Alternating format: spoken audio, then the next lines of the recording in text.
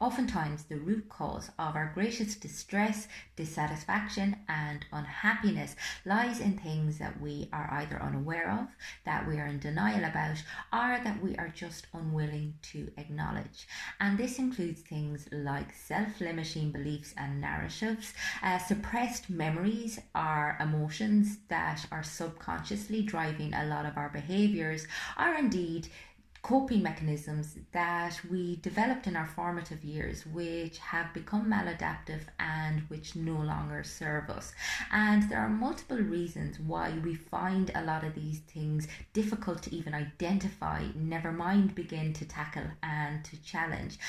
And one of those is the safety that we associate with what is familiar. I mean, when we have thought a certain way or done things a certain way for almost our entire lives, then the assumption is that it has some protective function for us. I mean, ultimately, our brains don't give a shit whether or not we have meaning or whether or not we're satisfied with life. It just wants us to stay alive.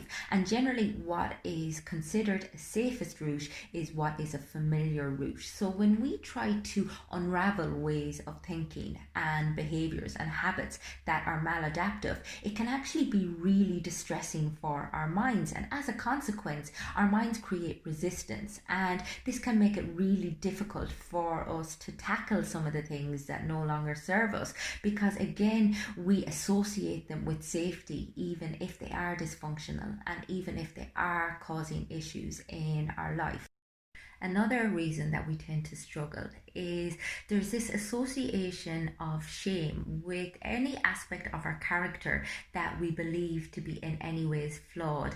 And this is particularly prevalent due to the paradigm for perfection that we have going on with our culture. You know, it's like as if any aspect of yourself that is anyways unsavory, you want to deny its existence. And as a consequence, you cannot work with it, because in order for us to be able to work with some of the aspects of ourselves that cause us challenges like anger, or resentment, or jealousy, or any of our coping mechanisms that are maladaptive, we need first of all to meet them with acceptance and compassion.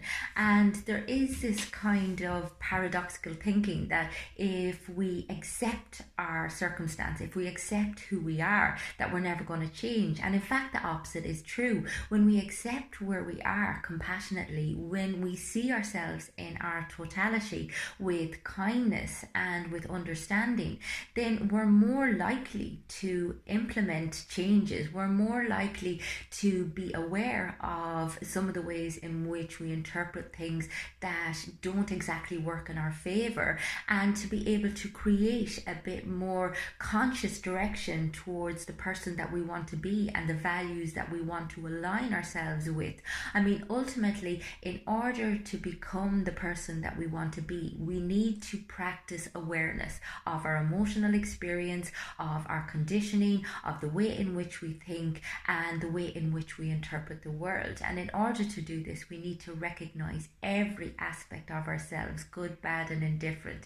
And when we see ourselves compassionately, we work with ourselves in a very forgiving manner. So if you would like to create a greater sense of self-awareness and self-acceptance, if you would like to work with me to become more present and to live more consciously, if you would like to tackle some of the self-limiting belief or unhelpful emotional experiences that you may have internally that are holding you back, or if you would just like to begin to challenge some maladaptive behaviors that no longer serve you, get in touch with me on my website. It's fundamentals.ie.